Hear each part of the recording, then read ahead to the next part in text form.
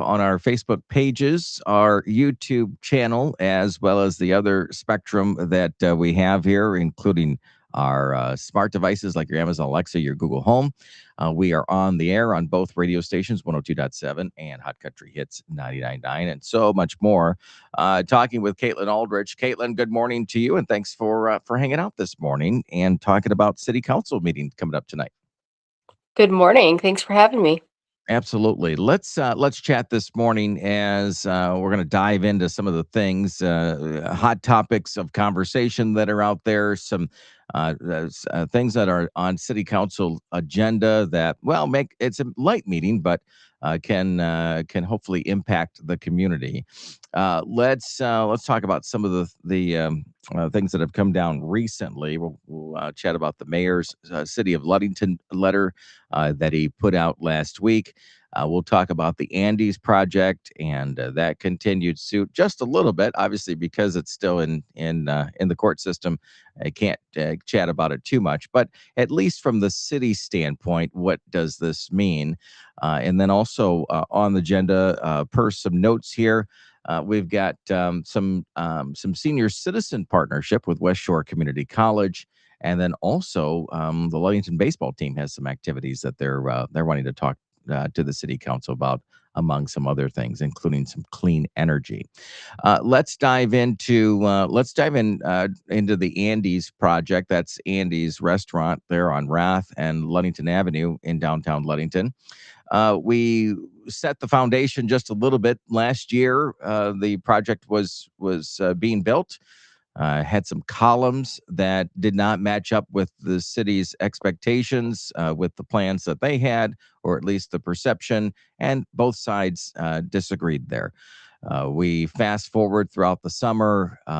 You put a stop order in for the construction. That doesn't sit well with Andy Reamer and the team there, and they decide that they're going to pursue legal action against the city. Is that fairly right up until that point? Sure. Yep. Okay. I'd say that's a very brief summary. There you go. All right. And then it fast forwards to today, or at least recently, when it went in front of a judge asking for an injunction towards an injunction for the city to say, hey, we need to continue this work to build this restaurant in downtown Ludington. It is springtime. The obviously, we went through pretty much a fierce winter, so working outside would have not been fun at all. But for a project like that, they probably wanted to be at a further spot than they are now. What does this mean for the city? What happens from here? It's not where the court process is over. Is that right? Correct. Where we are today is the judge granted the emergency injunction to AndyS team, which means that the stop work is lifted. That's all it means. So outside of the dispute over the columns, Tridon is able to continue work, and as long as the site plan otherwise meets expectations and the restaurant meets their health and safety inspections and gets all of their other certificates of occupancy, they can open while the rest of the court process plays out to determine what's going to happen ultimately with those columns. So you can, if anyone's interested, they can go on the state of Michigan's website and look up the court documentation. In the meantime, both parties have been ordered to select a mediator.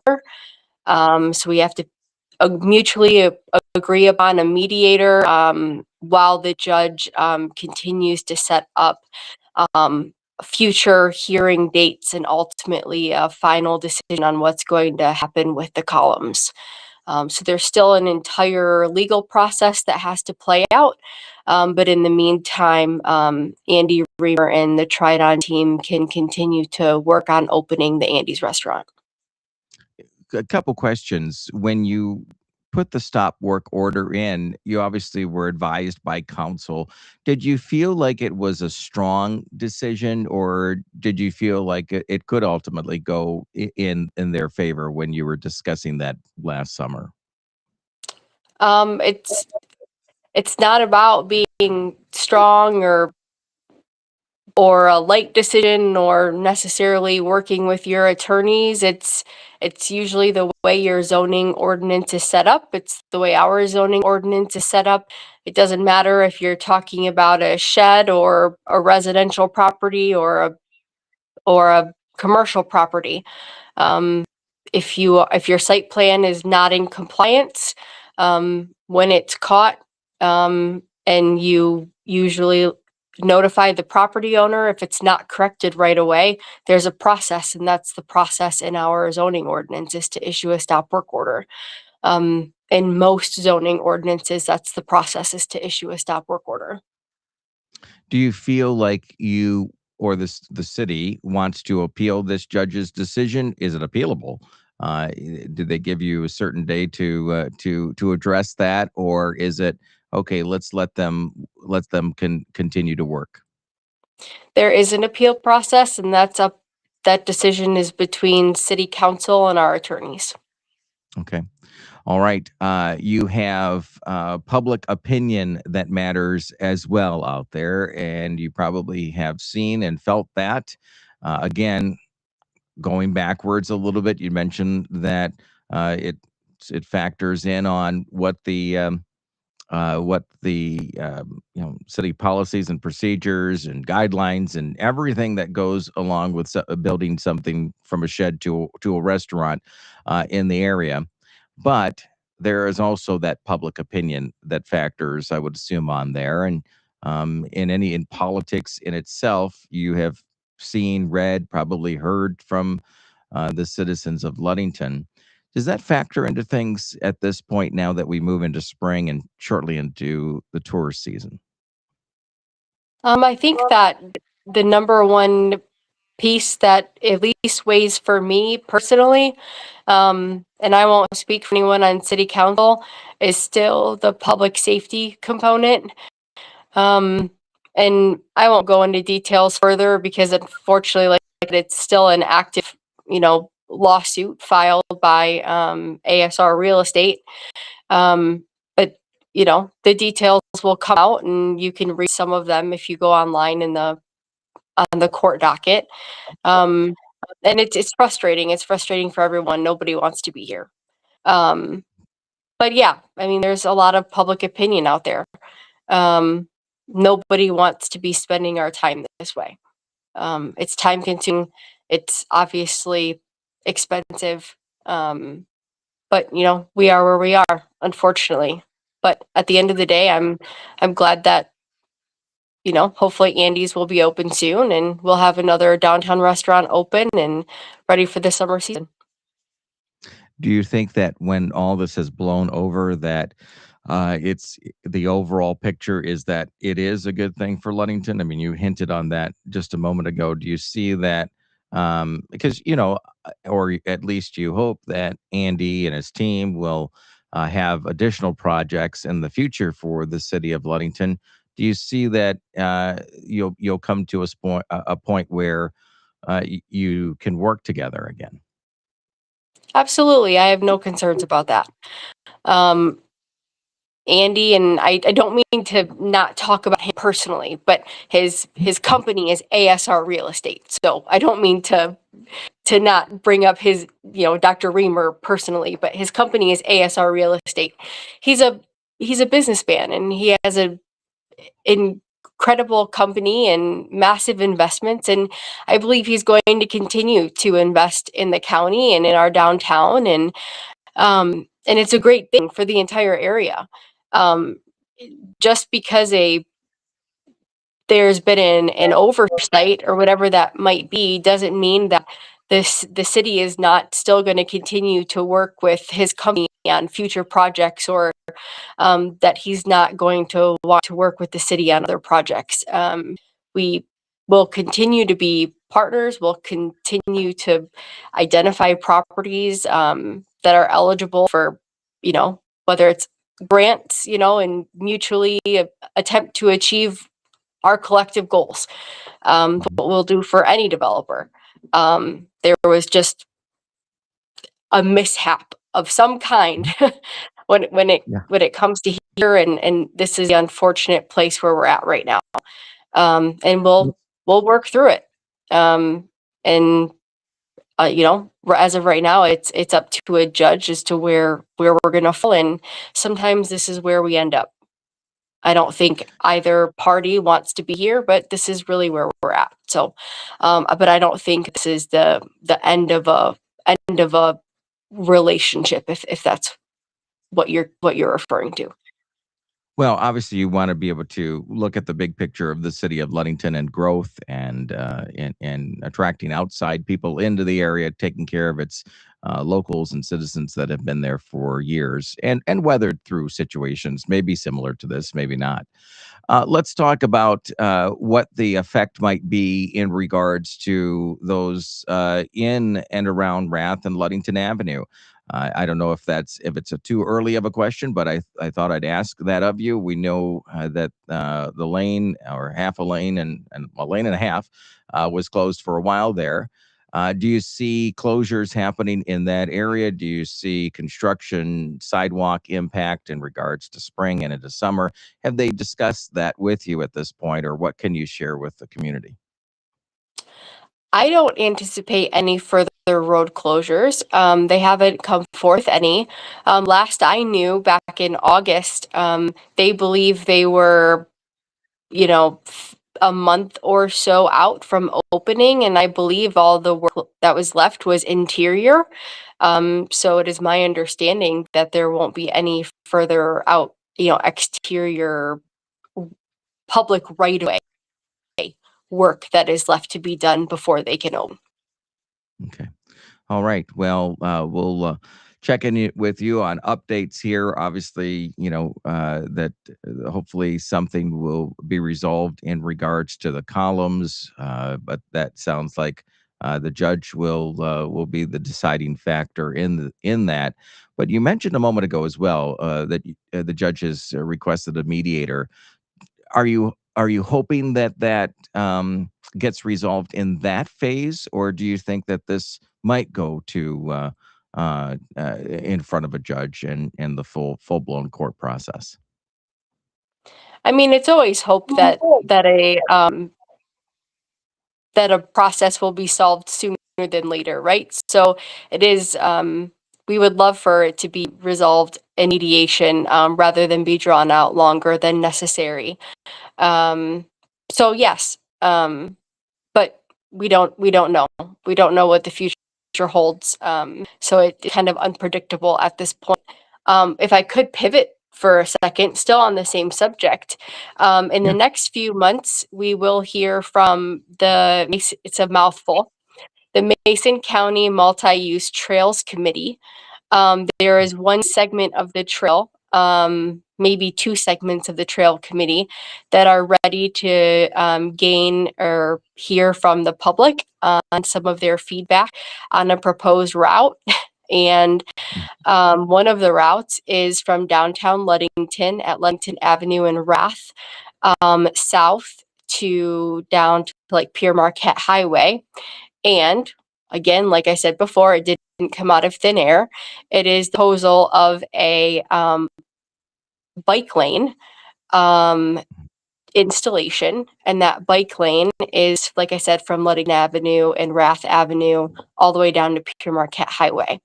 So we'll hear from that group at City Council, and they plan on getting out in the community during Love Ludington weekend and attending the Wheels and Waves event that the Ludington Police Department puts on, and I believe it's June 6th this year.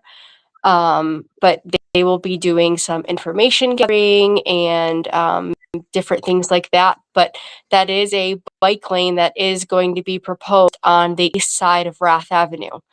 So just like we were talking about with the AndyS project as a possible solution for these columns, it is still coming back. And that bike lane would go down Rath and then down Dowland, and ultimately down, I believe, on Washington and eventually down 6th Street to Pierre Marquette Highway.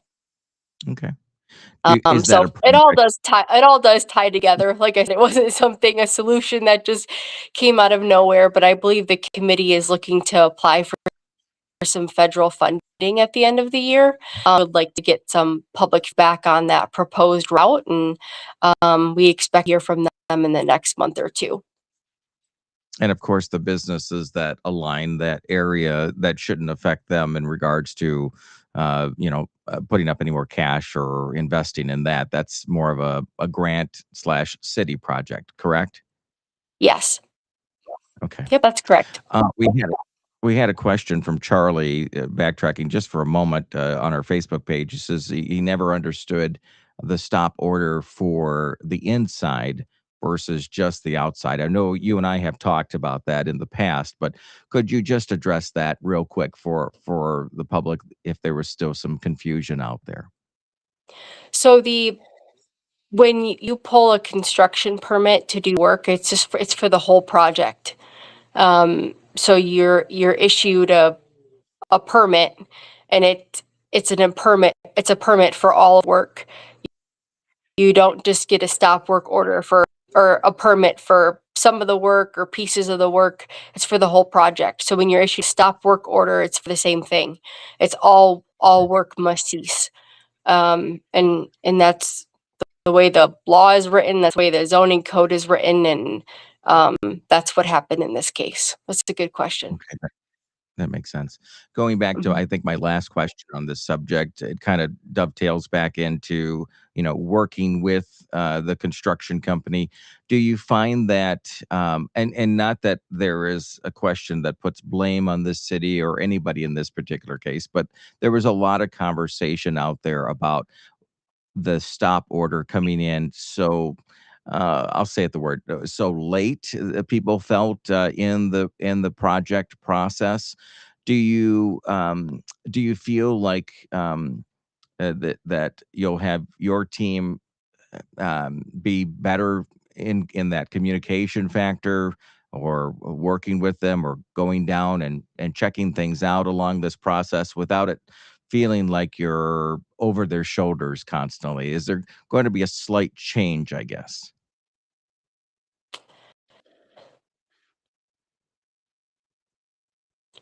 I don't know. I mean, I know it feels like that publicly, but the issue was caught like the first week of May. We didn't issue the actual stop work order till about August 6th, but we tried working through it for 3 months, Mhm. May, June, Right. and we were hoping to have it resolved without a stop work order for 3 months. And unfortunately, we didn't get anywhere. And that's when we finally had to issue the stop work order. We were hoping that it wouldn't have to come to that. So could we have issued potentially, I mean, hypothetically, could we have issued a stop work order early May? Possibly.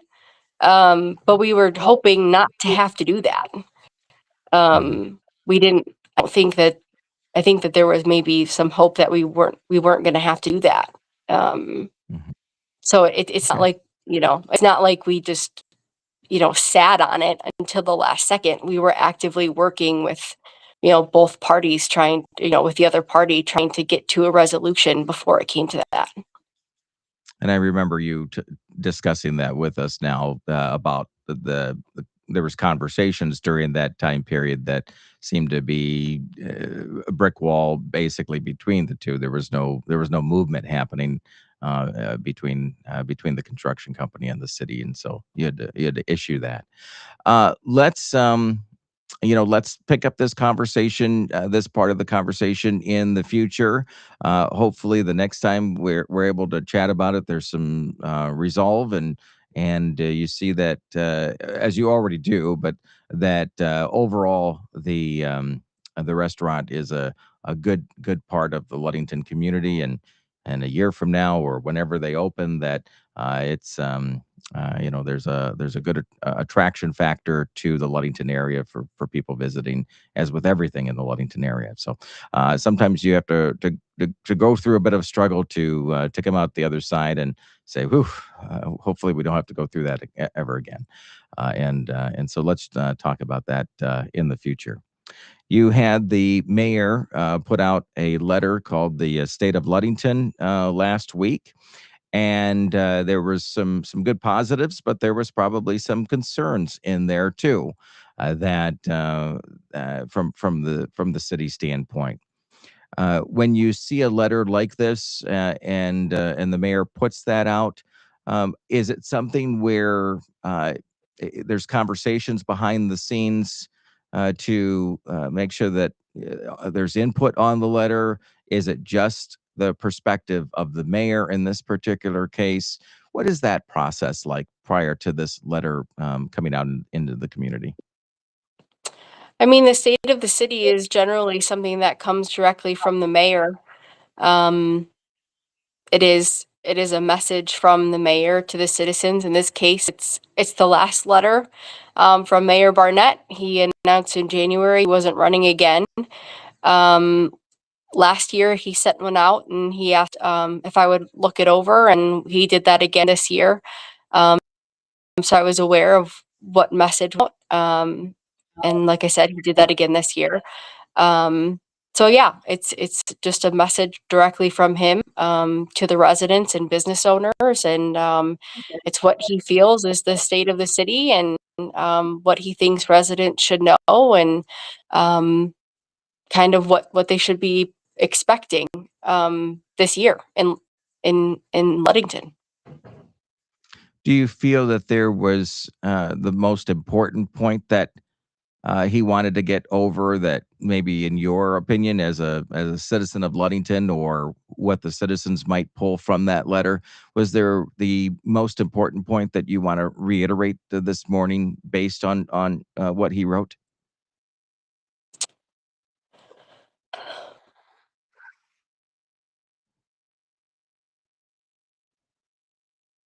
That's a good question, Chris. I would say the most important piece from that letter um, is just that we have incredibly hardworking people here in Ludington, um, and that we truly do leverage and embrace our partnerships in order to get things done. Um, and that is something that, at least here at the city, we absolutely value, and something that we're going to have to continue to do. Um, in order to accomplish our goals and in order to continue to move forward as a community. We have some incredible challenges to get over, and some really unique opportunities, and some areas where we could really get some neat things done. And the only way we're going to do that is community partners. And I think Mark did a really good job of hitting on those things. If you're just joining us, we're talking with Caitlin Aldrich, City Manager of Ludington. Uh, at the most recent city council meeting, you were talking about cruise lines and potentially coming into Ludington, or at least being a stop along the way up and down the coastline. That tended, at least from the public's viewpoint, that well, you could see both sides. There was good and bad comments that came out in that particular. But then there also the reality that comes out. And so I thought I'd reach out to you and ask you for any clarification based on some of the comments that were out there. People's perception was that there would be a lot of cruise ships docking in the Ludington area if this if this is part of the city's plan. Is that true? Is Can you clarify a little bit of that and give us the positives and negatives, if you don't mind, from the city standpoint? So there's no city plan. It's more the CVB in the chamber that is looking at a partnership with cruise ships. Where the city comes into place is port security. If the cruise line is not American, they have to have port security, and usually they partner with the local police department. Our police department does not have training at this time. They are not trained in port security, so it comes with a certain cost and level of training that they have to go get. What's unique about the current cruise line that has reached out with a couple potential dates in August is they are an American cruise line. So they do not require port security. And, there's a passport issue or anything like that. So they have their own internal security, and it doesn't require the extra cost that other cruise lines do. They've only proposed 2 dates in August. They're a smaller cruise line. I believe they're 130 passengers each. And again, it's 2 separate dates in August. And it's just kind of a trial run to see what if we did as a community, what if we did consider cruises long term on any scale, on a small scale, on a regular scale. What if that is something that we wanted to trial? This seemed like a good trial for our community to handle. We didn't have to send any of our officers halfway across the country to do this expensive training. It doesn't require a huge lift from our current city resources. Like I said, smaller vessels, it's only 2 dates in August. It just seemed like if we could pull it off, maybe these would be 2 good trial runs to see how it went. It's not a big commitment for the community as a whole. Maybe it goes really well. Maybe it's a lesson learned. Yeah. And we're not sure. We know that communities to the north and south of us do this often. And like others, like you said, may or may not have commented, there are some pros and cons to cruise ships. And we think that this might be a good way for us to test that out here in Ludington, without being a huge burden on our infrastructure, our budgets, and quite frankly, our existing, our existing emergency resources and things like that. So that's what we're looking to do. We had the seawall inspected on Friday, so we're waiting for the results of that. The city as a whole thinks it could have a significant impact, positive impact on our downtown businesses. These folks usually pay a significant amount of money for their cruise ticket. When they get off the cruise, they're looking to spend their money. They're looking to spend their money at our restaurants, at our shops. They're usually looking to go on day excursions right here in our community. So whether that's up to the state park, all different things right here in Ludington or Mason County. So it's just a way to activate our own economy in a different way than what we currently have now. So again, I realize that it could have an impact in different directions, but we think this is a small enough scale and just a trial period, kind of a trial run for us to test that out without it being any sort of permanent commitment. Okay. I'm glad you were able to address that, because I think there was some concerns like, oh, this is, 500-600 people. It's how do we handle that? And is it overnight, where it's, usually a day trip here and there? The other concern I think that came up, and again, I know it's preliminary. You just had the wall inspected, and it's, it's not a set in stone at this point. But has the city started to talk about transportation for those that are visiting the area? That obviously they come over on the Badger. Now this is potentially where they don't have their vehicles with them. Is a ride share service something that has come up? Is communicating with the bus service a little bit for additional opportunities there. Has that been any sort of conversation that has been part of any internals that you can share this morning? Oh, goodness. Those questions are really best for the CVB, and I'd happily get those answered. It's my understanding either the CVB in the chamber or the cruise lines directly get some sort of busing. They either utilize our local busing or there's buses from Grand Rapids that help transport these folks. But I'd be happy to get a concrete answer and share that back with you.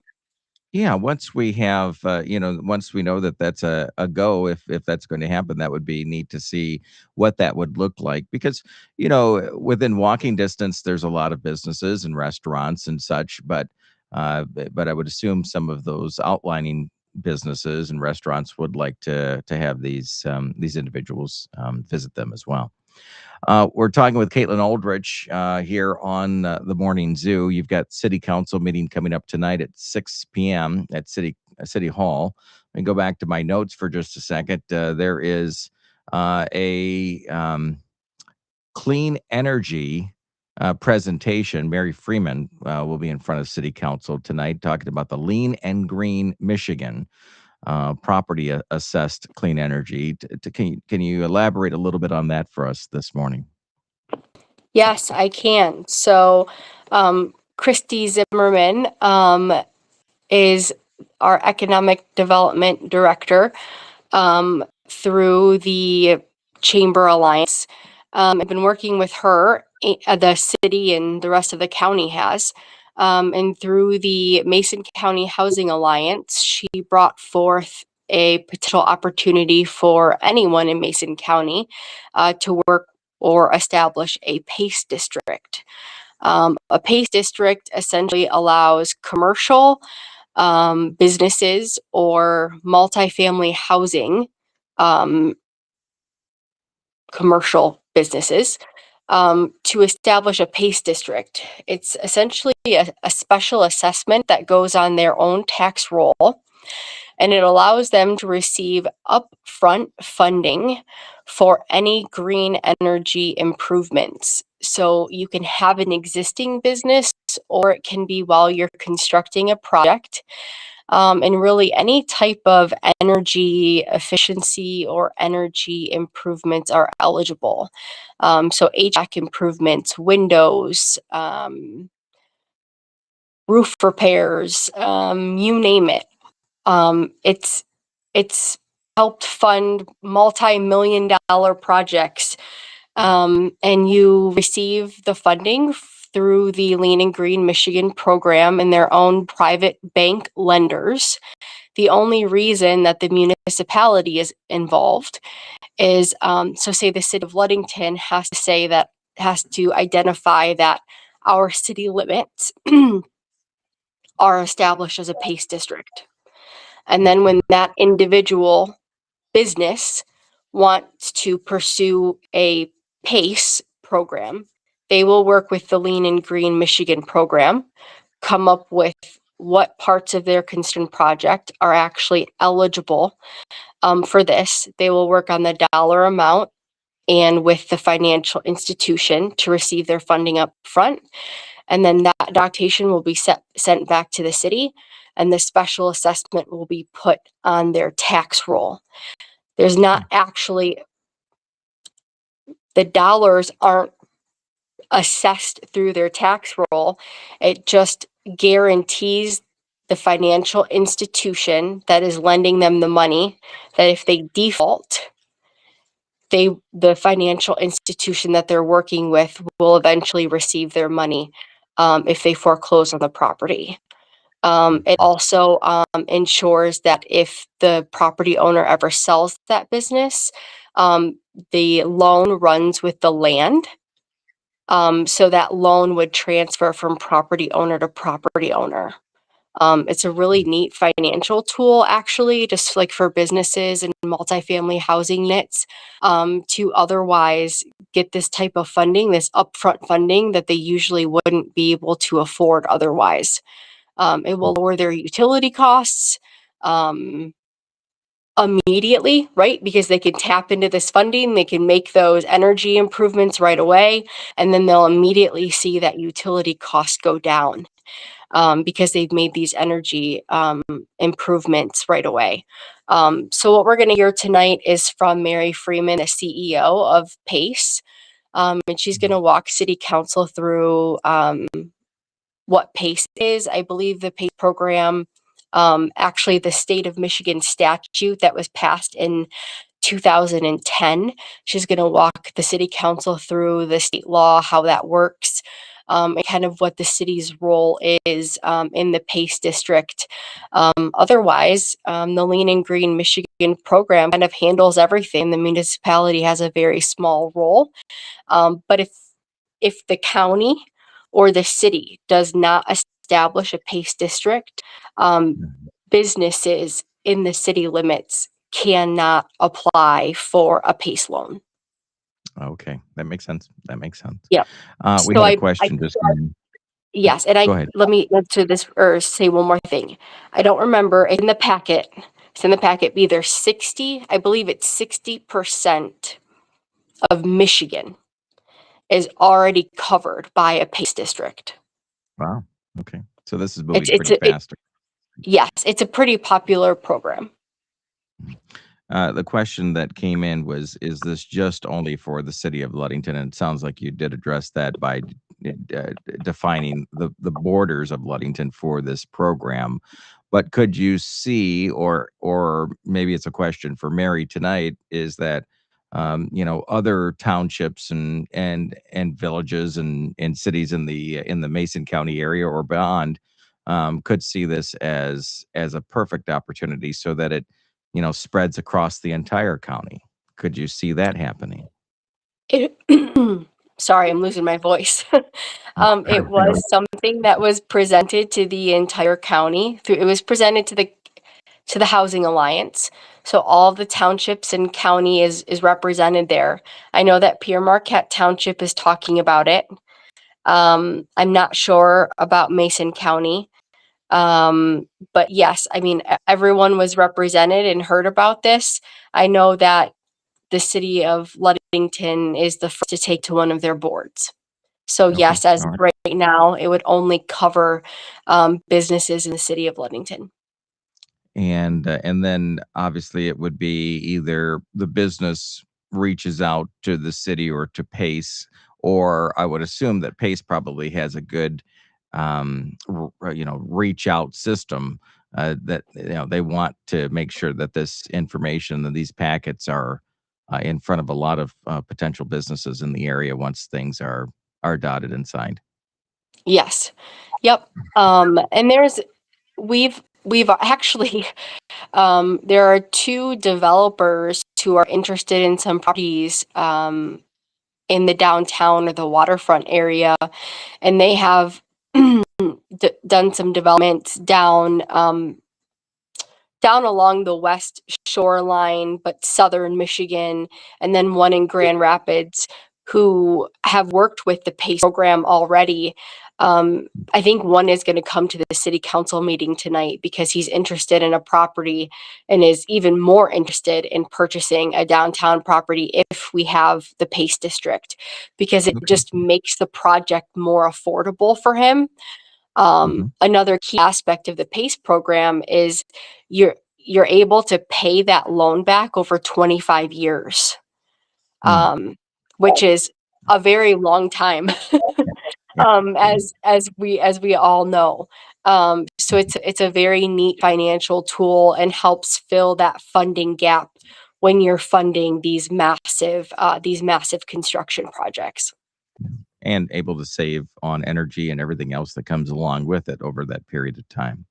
Correct. Uh, you have West Shore ESD teaming up with the senior center, right? For some Yes. transportation opportunities there. Let's dive into that for a few moments. Sure.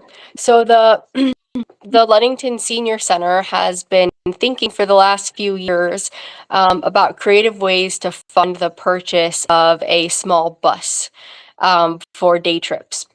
They are looking to go to Traverse City or Grand Rapids or Holland or Manistee or Muskegon to, visit museums and just all sorts of different places to get out and explore the area, be active, and just be more present and have some learning opportunities that they otherwise don't have right now. And again, as we're talking about money, Mhm. purchasing a small bus is a very large expense. Mhm. And as their funding comes from the county senior millage, and that millage is shared between multiple senior centers, and then it funds other senior services in the county as well.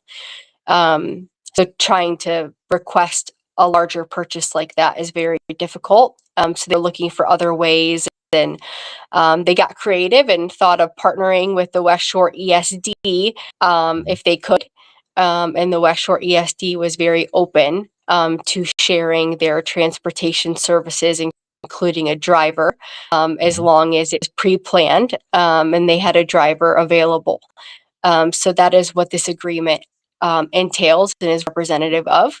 And so they're really looking forward to that. So we had a first presentation at our last meeting, and this is the second presentation of that ordinance. City's charter is kind of odd, and if a multi-year agreement, it has to be presented as an ordinance. So that's why this agreement extends in 2026, or I'm sorry, 2027. So it's presented as an ordinance, and it will just allow the Ludington Senior Center to schedule out some day trips around the greater area and work with the ESD to help get them there.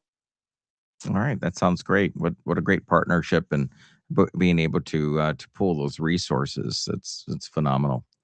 Yes. Anything else on the agenda? I know it's a light agenda. There's a couple more things, but anything else that you'd like to talk about, highlight, share with the community this morning that's important to you, or hopefully important to them as well? Um, just still talking about leveraging partnerships.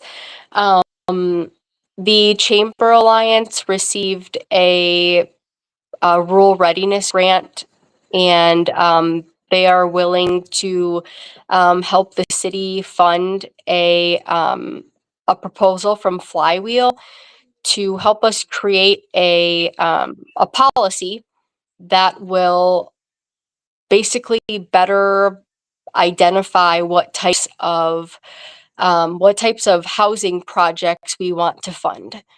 What types of I should word that a little bit better. What types of housing projects we want to incentivize. We Okay. have different tools, housing TIF, brownfield, Oprahs, those types of things to incentivize housing Mhm. and development in general.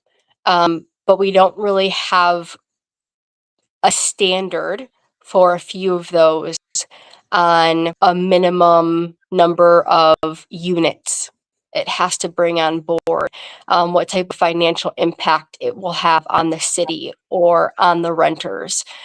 Um, and Flywheel is willing to work with the city in creating an economic development policy when it comes to our housing incentive tools. And it's a $9,000 proposal to help us put together that framework. And the Chamber Alliance is willing to pick up that $9,000 bill. So that's also on the agenda tonight. It's not something that council has to approve, but it is an FYI. Mhm. So we'll be talking about that a little bit tonight. And again, like the mayor put in his state of the city, it's those types of partnerships that help move the city forward. And I want to touch on that again really briefly because incentivizing housing, incentivizing development, very important, because years from now, 5 years, 10 years, it is crucial to the city's workforce, tax base. It is absolutely critical to our economy. But there is a delicate balance to that, right? Temporarily, we are incentivizing those projects, which means we are reducing our tax base to allow those developments to happen. But when we are in the financial position that the city is currently in, we don't want to incentivize so much that we're so financially out of balance that we can't operate. And that's what Flywheel is going to help the city with. Do you feel like you're at that point or on the edge of that point because of past decisions over the years? I wouldn't say because of past decisions by any means, but when you're operating in a deficit, I would definitely say that you're at that point. So making sure that, yes, we continue to incentivize, but not incentivize so much that we're jeopardizing the city's financial health even more. So how do we incentivize, but also ensure that we're funding our essential services enough? Well, And it's that's what this yeah, and that's what this Flywheel proposal is going to help us do. yeah, it's sort of a city ROI when you think about it. It And so is, and I do see comments. I do see comments, and people come and talk to myself or some of the counselors and say, why does this development get a tax break, but I don't? And I want folks to know that that's what this economic development policy work is going to help the city balance, is making sure that we don't incentivize too much and jeopardize our financial health as okay. a city. Um, All right. and it's a unique partnership, so I'm excited to see what becomes of that. Good information on that, and hopefully we'll talk about that in the future.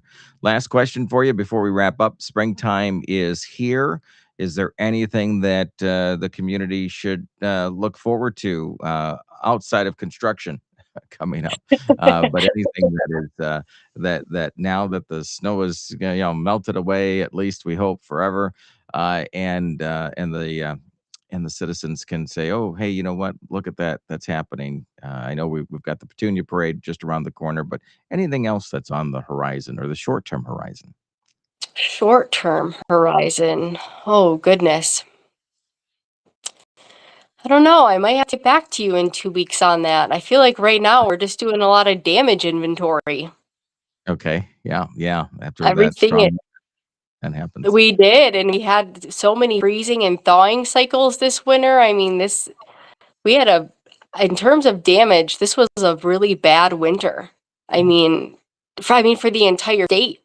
So there's a lot of work there that we have to do, a lot of cleanup that we have to do.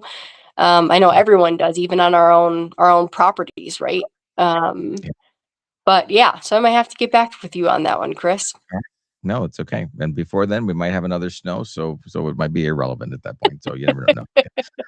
But no, in all seriousness, it's exciting to hear about everything that's being talked about at the city council meeting tonight. Things that we can look forward to here in the springtime and summertime in the Ludington and Greater Ludington area, and we appreciate you always having that conversation with us. I know sometimes it can go deep into like we started with the AndyS project, as part of this conversation. But then, as you were talking about the other elements of that's on the city council agenda and that the city's doing, it's exciting. It's exciting that that we're able to discover and learn about some things that are on the future horizon here. So thank you for taking some time with us to discuss that. I would like to throw out my most important reminder. Okay. There's 1 month left to Oh pull a yeah. petition for city clerk, Oh yeah. city mayor, second ward councilor, 4th Ward Councilor, and 6th Ward Councilor. You can get your petition from the city clerk, and she can explain all of the deadline details, what you need to do to turn your petition back in. If you have questions, please ask the city clerk, Debbie Luskin. She'd be more than happy to talk to you about it. I know that there is a lot of ebb and flow in local government, and there is positive times and negative times, but working in local government and serving your community is obviously I'm here doing it. It is what I love to do, and what gets me out of bed every day. So it's a fantastic thing to do, and we have a lot of fun doing it. So if there's even a small part of you that thinks I might be interested, come on into City Hall and we'd be happy to talk to you. All right, we'll make sure we push that on the air. I think that would be a good fridge magnet as well. So we'll get that in rotation so that people will know.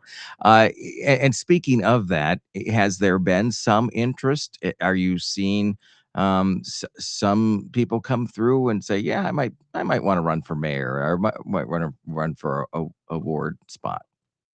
Well, I mean, it's all public information. So we've only had one, I believe, since we've been talking on the radio, 2 petitions pulled for mayor, none turned back in. So we've had 1 petition pulled for 2nd Ward Councilor, and I believe that petition was turned back in, and no petitions pulled for 4th or 6th Ward Councilor. Okay. So it's been kind of quiet, but there's still an entire month left. Yep. So it's still quite a bit of time. Yeah. Yep, there's still quite a bit of time. All right. Well, we'll continue to push that. Oh, go ahead. And I say one more thing. The clerk's position is a very big position, but I just want to remind everyone that we are removing the financial duties from the clerk's position. So the clerk's position will be you'll be running the elections, handling communications, keeper of the record, taking minutes at the council meetings, those types of things. But if you look at the charter duties where it talks about being the general accountant for the city and those types of duties, those are being removed. So if you look at the charter definition of the clerk, and that is holding you back, that is changing. So please don't let that discourage you. I wonder if it would make sense, and I hope those that are their seats are up for grabs won't chase me with a pitchfork by bringing this up, but I wonder if it makes sense to do sort of a one evening, or one night or day or whatever, where you invite the public in, and those individuals that hold those seats are able to explain those positions. Do you think that some of the hesitation is maybe not knowing exactly all the duties of that position, where something like a forum like that would make sense? I'm just truly guessing here. I think some of the hesitation is the time commitment. Some of the hesitation could be, quite frankly, it's the public nature of these positions. I'm not saying that it's not okay with how open a lot of this is, but you get some heated topics like, It's true. the construction project that we have going on downtown, and those types of things. And some people, they want to serve, but then you get something as controversial as that, and suddenly, the personal attacks start, and folks start attacking your family, and a lot of people aren't interested in that, and that's completely understandable. I'm not, other people aren't, but unfortunately sometimes it's part of the position, and that's why we really try to focus on the positive sides of the position and really the other work that we get done, Yeah. and the exciting parts of the work that we get to do. Um, and so I mean, I understand why a lot of people, don't want to sign up for the work. It's also challenging because in Ludington, a lot of our residents are seasonal. Mhm. So a lot of folks are only here part of the year, and this is a year-round commitment. A lot of folks work. They work, they have odd hours, and City Hall runs during the day and in the evening. Um, so, I mean, some of our current counselors now, have to take vacation time or whatever it might be in order to attend some of the requirements that they have to do. So it is a commitment, and you do have to juggle. So it's a lot. It is a lot stepping up and having to serve, and it's a 4-year commitment. It's not a 12 months and it's over. Well, you take the good with the bad, but ultimately, those positions should be filled with those that are local, that live there year round. They're affected by the seasons and everything else that comes along with it, and they're probably more focused on the locals, or you want them to be as focused Yes. on the locals as much as the tourists that come in, or the new businesses and such. So yeah, it's very important that focus is there. Caitlin, unless you have one more, anything else to which I Nope. love, by the way, because usually it's hey, there's the agenda, and so whenever you're able to give us some additional thoughts and tidbits for the community, I think that's so important, and we appreciate you doing that. We have the city council meeting 6 p.m. tonight at City Hall. We'll talk with you in a couple of weeks, and look forward to all the exciting initiatives in the Ludington area. So thanks for joining us this morning. Thank you. You're welcome. It is 102.7 Mom FM and Hot Country Hits 99.9. And of course, if you missed any part of this conversation, you can watch it right there on either one of our Facebook pages, WMOM or Hot Country Hits, or make sure you hit that subscribe button on our YouTube channel. It is Mom FM and Hot Country Hits 99.